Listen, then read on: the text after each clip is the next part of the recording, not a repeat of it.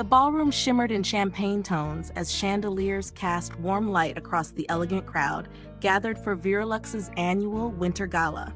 Elena Marquez stood near the grand staircase, her posture poised and commanding in a dark emerald gown that brushed the floor like silk against marble.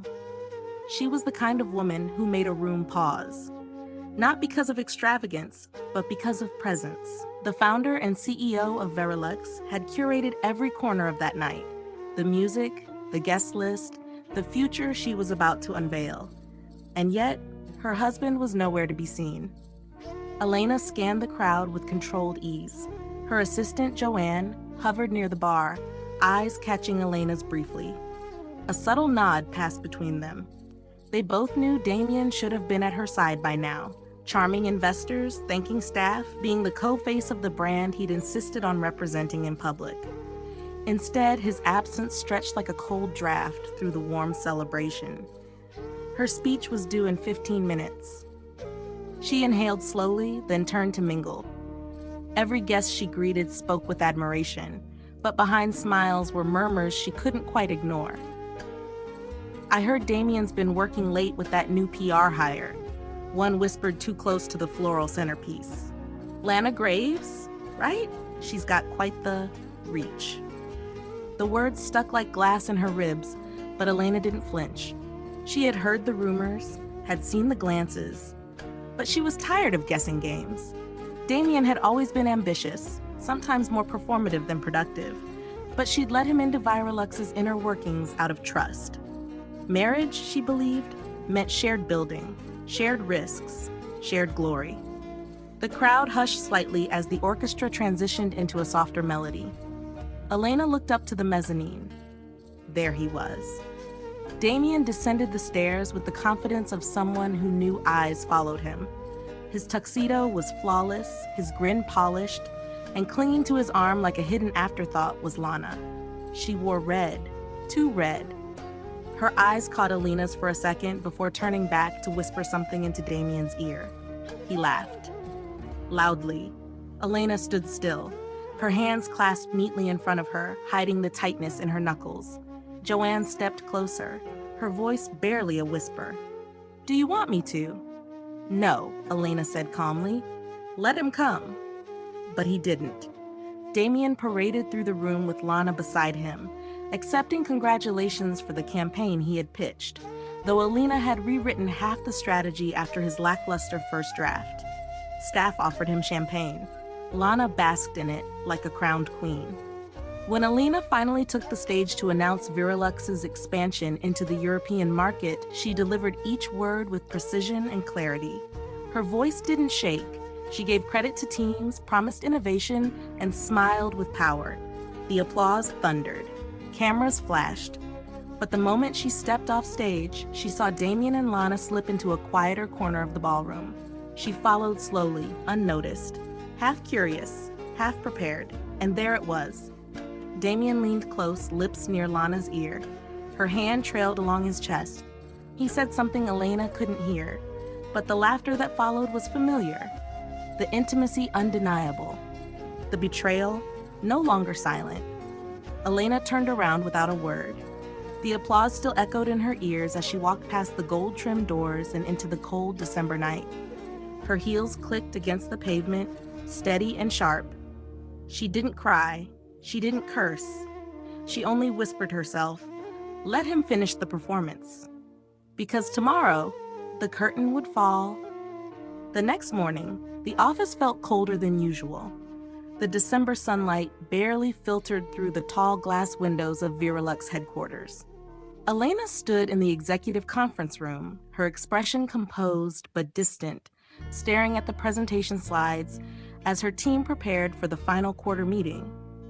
It was supposed to be a routine recap, sales figures, marketing reports, partnership updates. But today, it came with an edge. Whispers had followed her from the ballroom the night before. People noticed. People always noticed. Damien walked in 10 minutes late. He didn't apologize. He didn't even look at her. Instead, he made a show of pulling out his chair, fixing his cufflinks, and greeting everyone else with fake ease. Lana entered right behind him, clipboard in hand, sitting 2 seats down as if she belonged there. Elena caught the slight smirk on Lana's lips. Her stomach tightened, but her face stayed still. The meeting began. Numbers were shared. Elena spoke when necessary. Damien added points with unnecessary flair, taking credit for initiatives they had once planned together in their kitchen over late dinners. Elena didn't correct him. She didn't need to. Not yet. Then came the turning point. A client representative from a luxury fashion house asked a simple question. Who led the European rebranding campaign? The aesthetic shift was bold. Elena opened her mouth to answer, but Damien beat her to it. That would be me, he said, his voice louder than needed. Elena had other priorities as usual. The room tensed. Elena blinked slowly, not reacting. The client looked between them awkwardly, but Damien wasn't finished. He stood up, pacing a little. You want transparency? Let's have some. I'm tired of pretending. She's the face, sure, but behind closed doors, she shuts people down. She's controlling, cold. She kills good ideas because they don't come from her. A few gasps. Some executives shifted in their chairs. Joanne dropped her pen. Lana crossed her arms, biting a satisfied smile. Damien pointed directly at Elena now. You ruined everything, Elena. You turned this company into your personal kingdom, and God forbid anyone challenge your throne. Elena didn't move. Her hands were on her lap, perfectly still, but inside her chest, everything screamed. This wasn't just confrontation, it was assassination. Public, precise, humiliating. She glanced at the conference table. People she mentored, people she hired, all frozen. Her eyes returned to Damien. His face was flushed, his mouth still moving, but the words blurred into noise. Then she stood up. No tears, no rebuttal, no outburst, only silence. She picked up her planner, nodded once to Joanne, and walked out of the room. Behind her, the air cracked with tension. The silence she left behind was louder than Damien's voice. She didn't stop walking. Past the assistants, past the stairs, into the elevator. When the doors closed, her legs trembled for just a second. But that was all. Because in that moment, Elena Marquez understood something with painful clarity. She was no longer holding on to a marriage. She was stepping out of a cage, and tomorrow, she wouldn't walk back into that room as a wife. She would return as the woman who built Virolux from scratch, and she would remind them all what that meant. Elena arrived at the office at 7:15 a.m., earlier than usual, but she couldn't sleep the night before anyway. The city outside was still quiet, the streets blanketed in winter fog, but inside the Virolux building, the lights on the top floor were already on. Her office smelled faintly of jasmine tea, a scent she always kept near to ground herself. She wasn't nervous, not anymore. She opened her leather folder and placed a single sheet of paper into a plain envelope. No emotion, no second guessing, just a name, a date, and a company seal at the bottom. Damien Frost, termination of employment, effective immediately. At 8:04 a.m., she stepped out of her office and made her way toward Damien's glass-walled corner space. Her heels clicked crisply against the polished marble, each step drawing the attention of staff who sensed something different in her walk. Not power, not fury. Conviction. Damien looked up from behind his desk as she entered. He looked surprised, maybe a little smug, like a man who believed the storm had passed. His tie was crooked, and a half-empty espresso sat beside a laptop showing graphs he probably didn't understand. Elena, he said with mock charm, didn't expect you so early. Look, I know things got heated yesterday, but... She said nothing. She reached into her coat and slid the envelope across the desk toward him. Her eyes didn't blink. Damien opened it, lips still forming another excuse. And then he read the first sentence. You are hereby terminated from your position as head of marketing, effective immediately. His smirk dissolved slowly. Is this a joke? No. Her voice was steady. You no longer represent this company. Your access has been revoked. He stared at her for a long moment, the paper trembling slightly in his hand. You can't do this. I already did, she replied. The board has been informed, HR finalized the documents. Legal has pre-cleared the terms. You'll be escorted out within 5 minutes. He laughed, a short, angry sound. I built campaigns that made this company millions. And I built the company that made your campaigns matter, she said. As if on cue, 2 uniformed security officers appeared at the glass doors. One of them nodded politely to Elena, the other stepped beside Damien's desk. This is insane, Damien muttered, standing up, his face red now. This isn't over.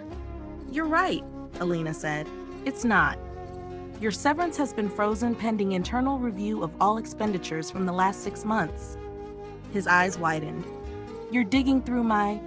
You should sit down, she said flatly, and let them walk you out with some dignity left. Damien hesitated, then threw the letter onto his desk and stormed past her. The guards followed close behind. Elena didn't watch him leave. Instead, she turned and walked down the hall. Past the marketing wing, past her assistant's desk, she stopped outside the temporary consultant suite where Lana sat typing. Lana looked up, startled. Elena handed her a small white badge clipped in plastic. Lana frowned. You left this in the elevator, Elena said with a polite smile. Lana took it slowly. It no longer works, Elena added. Your contract has been canceled. Legal will be in touch regarding non-disclosure breaches. Lana's smile faltered. Elena leaned in just slightly. You thought I was the kind of woman who would stay quiet. You were wrong. She turned and walked away. By 9 a.m., the company moved forward like it always did. Meetings resumed, schedules updated, press monitored. But in the heart of it all, something had shifted. The storm wasn't over. It had just changed direction. And this time, Elena was the one holding the thunder. That evening, Elena returned to the penthouse apartment she once called a sanctuary. The lights were dimmed, the silence deep. The familiar scent of lavender still lingered in the air, but everything else felt different. Cold, unfamiliar, like a home stripped of trust. She had just taken off her coat when the pounding started. Elena, open the damn door! It was Damien. The echo of his voice against the corridor walls reminded her of how easily charm had turned into shouting. She didn't move. She stood perfectly still in the middle of her living room, hands clenched by her sides, listening. Elena, I swear to God, this is not how you end a marriage. She sat down slowly on the velvet armchair by the window, far enough from the door that she wouldn't have to see the shadow of his feet. His voice boomed again. You don't get to humiliate me in front of an entire company and then pretend I don't exist. She remembered. She remembered the first time he insisted on attending investor dinners, saying it was important for their image as a couple. How he asked her to make him a senior executive, said people would take her more seriously if they saw her husband working beside her. At first, she thought it was support, partnership, but now she saw the pattern clearly. He didn't want to support her. He wanted to siphon what she built. The yelling continued. You think you're powerful now? Let's see how long that board respects you when they find out the kind of woman you really are. And then it stopped. Elena heard footsteps retreat. A door slammed down the hall. She waited in silence for several minutes before she finally stood. Her phone buzzed, a message from Joanne. Joanne Klein, we found suspicious expenses. Travel reimbursements under Damien's name for cities where we had no events. Do you want a full audit? Elena typed back one word, yes. Then she walked to the home office, the one Damien rarely entered, and opened her locked cabinet. Inside were years of records, old reports, marketing budgets. She pulled out folders from the last 2 quarters, a calculator, a pen. With meticulous attention, she cross-checked hotel invoices, car rentals, promotional costs. Names of vendors she'd never approved kept appearing.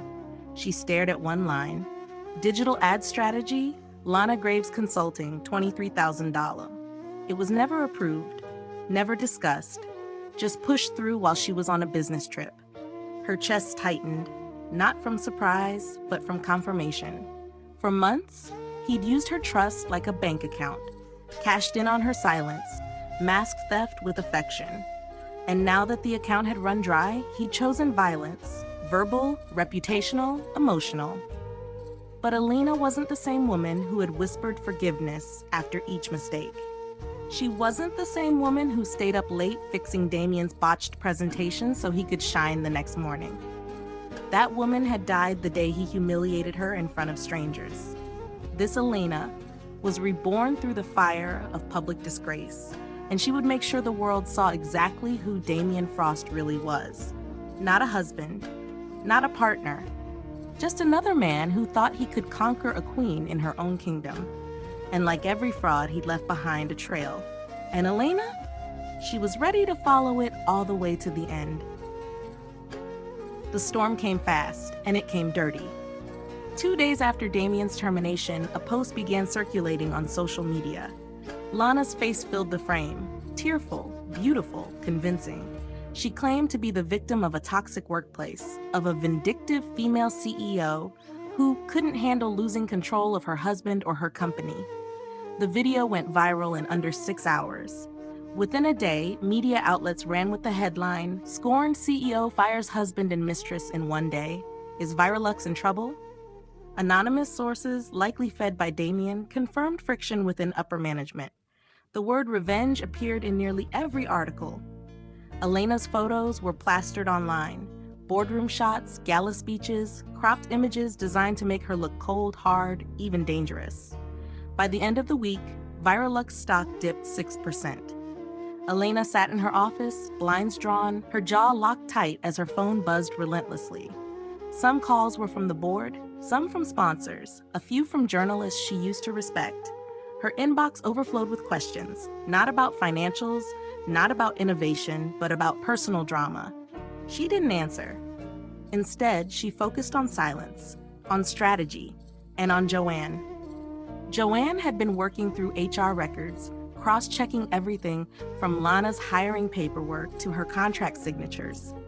That afternoon, she burst into the office with a tablet in hand and eyes burning with restrained fire. "Elena," she said, "I found it." Joanne pulled up Lana's resume. Harvard MBA, 10 years with a French luxury firm, 2 awards in branding excellence. "None of it is real," Joanne said. "The university has no record of her.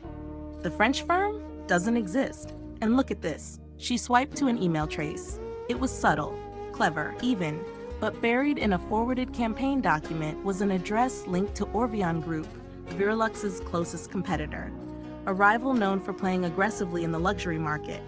Elena's heart dropped. "She sent them the entire product roadmap for Q2, Joanne said. "They knew about our eco-leather line launch before it even hit internal press." Elena sat back in her chair. So that was Lana's game. This had never been about love, or even Damien. It was a well-staged infiltration. Lana wasn't just a mistress, she was a saboteur. And Damien? He'd either been in on it, or used as the perfect pawn. Elena's pulse steadied. Her next moves became crystal clear. She opened a secured line to Victor LeMay, her legal advisor. "I need you to file a cease and desist against Orvion, include intellectual property theft, and begin proceedings against Lana Graves for fraud, defamation, and breach of contract." Victor didn't flinch. "Are we going public with this?" "Yes," Elena said, "but not yet." Because Lana had chosen a public game, a dirty digital smear campaign.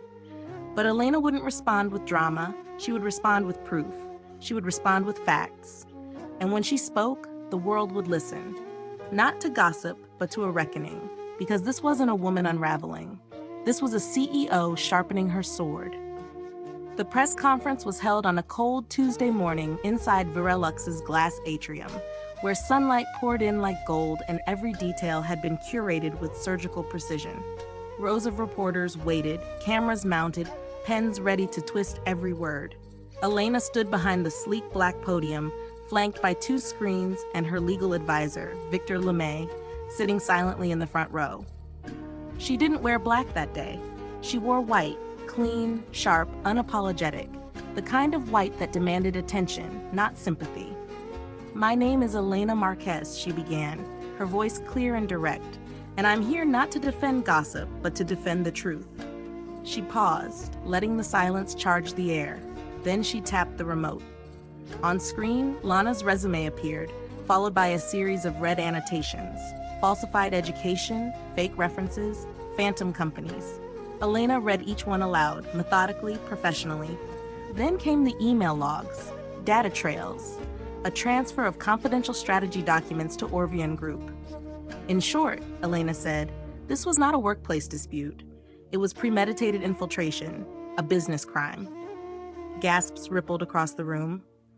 For those who questioned my leadership during this time, she continued, I offer not excuses, but clarity, and I stand by every decision I've made to protect this company.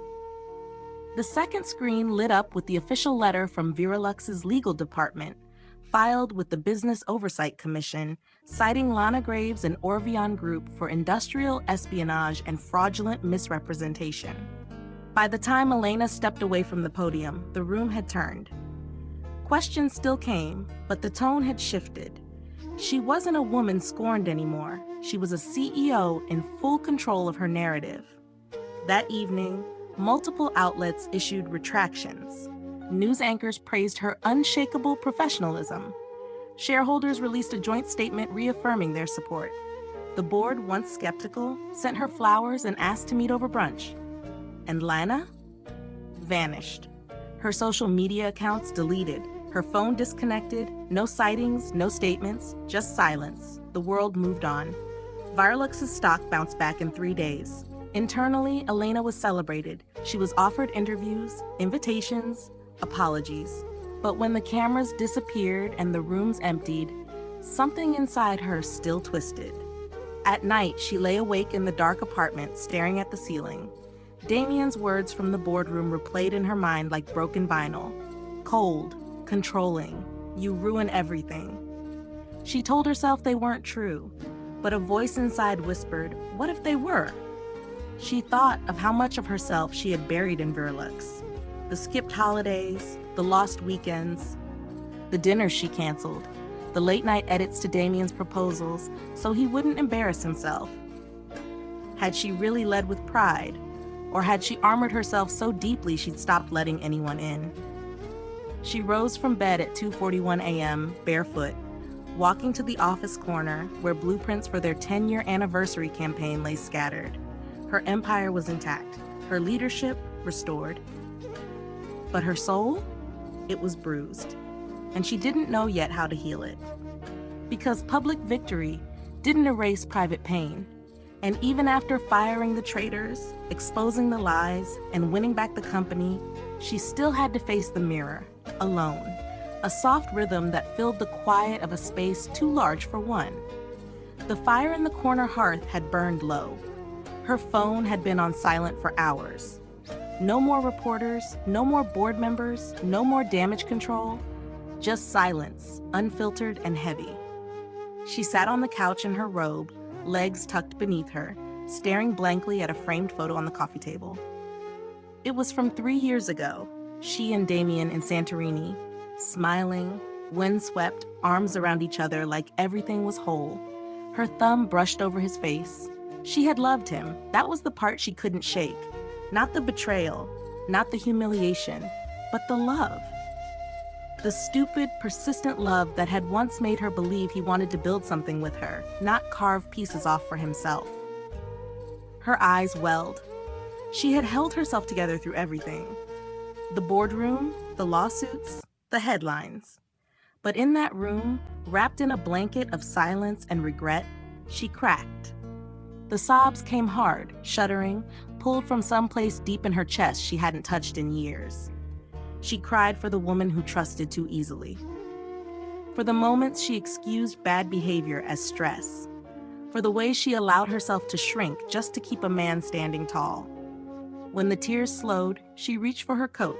The sky was still gray when she drove outside the city, tires cutting quietly through slick pavement, past the tall buildings and glossy storefronts, toward the quiet hills where the cemetery sat, tucked between rows of trees stripped bare by winter.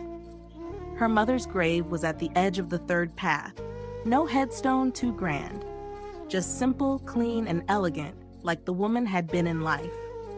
Elena stood in front of it, water soaking the hem of her coat, her breath visible in the cold air. "Hi, Mom," she whispered. "It's been a while." She crouched down, brushing a few fallen leaves off the stone. Her fingers lingered there. "I think I forgot who I was for a while. I gave him too much, trusted too easily. Let someone stand beside me who was only ever walking behind me." She blinked up at the gray sky, voice trembling but steady. "But I won't let anyone tear this down. Not what I built, not who I am." She looked at the name on the stone, Marta Marquez, and remembered the stories her mother used to tell. How she raised Elena alone after her father left. How she worked 2 jobs so Elena could study fashion abroad. How she taught her to never beg for love, only to give it freely to those who earned it. "I forgot that," Elena said softly. "But I'm remembering now." She stood up, letting the rain hit her face. She wasn't just a CEO, or a wife, or a headline. She was a woman who had loved, lost, and stood back up. The road back to herself wouldn't be fast, or clean, but it would be hers. And from now on, she would walk it not to prove anything to anyone else, but to remember what she was capable of when no one was looking. Because she hadn't lost her power. She had only misplaced it in someone else's shadow. And now, she was stepping back into her own light. The air had shifted. Elena walked through the Virolux corridors with a new kind of stillness, no longer the woman who needed to assert control, but the one who had earned silence. Staff greeted her with quiet nods. The gossip had died down, the stares faded. Now, people looked at her with something closer to respect, or caution, or both. She entered the legal suite just after lunch. Victor LeMay was already seated at the long table, surrounded by folders, open laptops, and 2 internal investigators. "We're ready," he said simply. Elena sat across from him, folding her coat across the back of the chair. "The evidence?" Victor nodded toward the screen. "Enough to charge Damien Frost with corporate sabotage, breach of confidentiality, and financial misconduct. He used a former intern to log into our development drive. We traced his IP. He downloaded files tied to the summer collection and attempted to forward them to a competitor." Elena stared at the screen. Her company's designs, her team's work, her legacy, all of it reduced to attachments in an email he never thought would be traced. The investigators added more. Records of unexplained client meetings, falsified expense reports, screenshots of chats between Damien and Lana discussing strategy leaks, dated even before Lana was officially hired. "He never loved this company," Elena said, more to herself than anyone else. "He just wanted a shortcut to power." Victor met her eyes. "It's time we cut him off, entirely." The next steps moved fast. By Thursday, the charges were filed. A quiet agreement was made with law enforcement. No drama, no spectacle, just execution. Elena didn't want chaos. She wanted closure. The arrest happened in the lobby of a boutique hotel downtown. Damien was wearing a designer coat he once insisted she buy for him. 2 plainclothes officers approached him mid-call. He tried to talk his way out. He always did. But when the handcuffs clicked, he looked around in confusion, like the world had betrayed him. Elena stood across the street in a black coat, watching through the tinted window of her car. She didn't smile. She didn't cry. She didn't wave. She simply watched as the man who once tried to tear down everything she built was led away, not in chains of revenge, but in the quiet grip of consequence. Later that night, she returned to the office and stood in the executive wing alone. There had been victories before, business awards, magazine covers, market milestones, but nothing felt quite like this. Not the arrest, but the knowing that she had chosen truth over silence. That she had defended what mattered, not just her company, but her dignity. And that no matter how the world tried to spin her story, Elena Marquez had taken the pen back in her own hand. And she wasn't finished writing. Not yet. The weeks that followed were not marked by headlines or lawsuits, but by rebuilding. Elena didn't just return to her position, she reshaped it. Virolux had survived the storm, but she was determined it would rise stronger, not just in profit, but in principle. She called every department head into private meetings and asked the same question: what's broken that we've been pretending works? And this time, people answered honestly. Behind closed doors, they admitted the cracks, how hiring had become a game of connections, how interns rarely became full-time employees, how decisions were often made in rooms women were not invited into.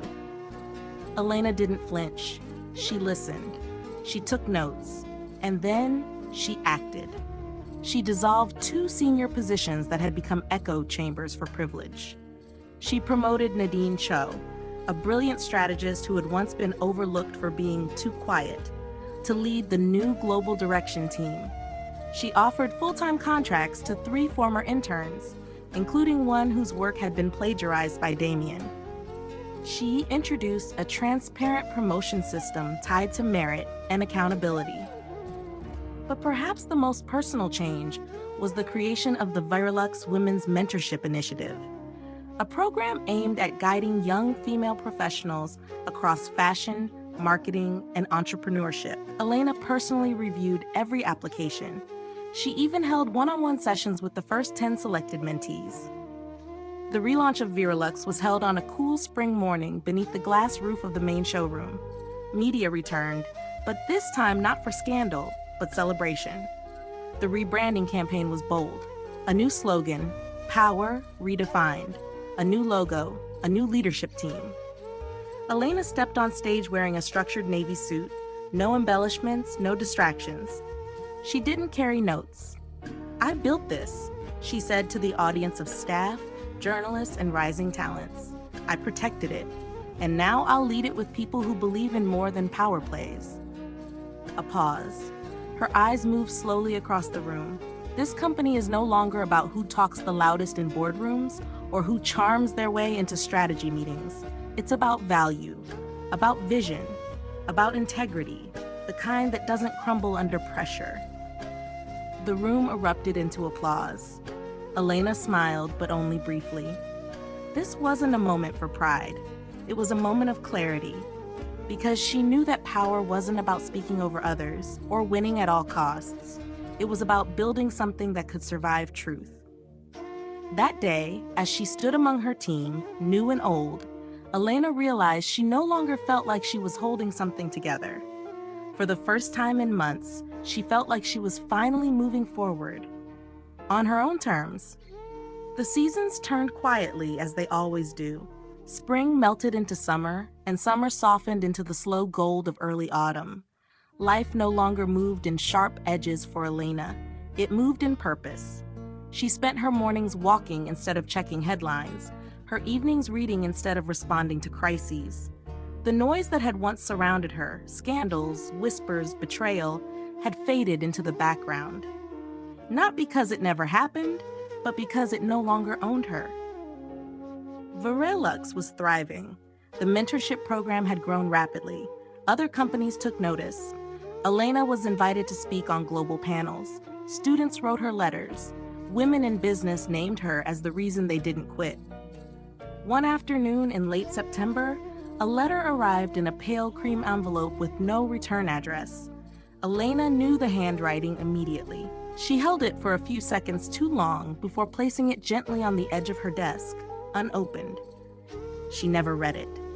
There was nothing Damien could say that would matter now, not after all the damage, the lies, the choice he made to destroy rather than build. Forgiveness wasn't the issue. She had already made peace. But the door he once walked through had been sealed shut, not in anger, but in growth. A week later, she passed the cafe where they used to go on Sunday mornings. She paused just outside, her reflection visible in the glass window. There was a time she used to sit at the third table, sipping cappuccino while Damien scrolled through emails, half listening to her dreams. Now she stood outside as a different woman, not a wife, not someone's second thought. She smiled gently, not with nostalgia, with clarity. And then she kept walking. Later that day, Elena entered a penthouse suite overlooking the harbor. Waiting for her inside were representatives from Cote & Marc, one of Europe's most prestigious fashion conglomerates. They had flown in to finalize a global partnership, a co-branded luxury line that would expand VOWS into 5 continents. The room was all glass and light, the table long and sleek. As the documents were passed down, each executive signed their name one by one. Then it was her turn. Elena reached for the pen, turned to the final page, and signed her name. Elena Marquez, alone, clean, complete. No co-signers, no shadows, just her. She looked out at the skyline, the city she had once built in, broken in, and now stood tall above. There were still days when memories returned, but they no longer stung. They instructed, they reminded, they shaped, because in the end, she hadn't lost anything. She had simply outgrown it. And as for him, he didn't lose a wife, he lost a queen, and she would never need a crown to prove it again.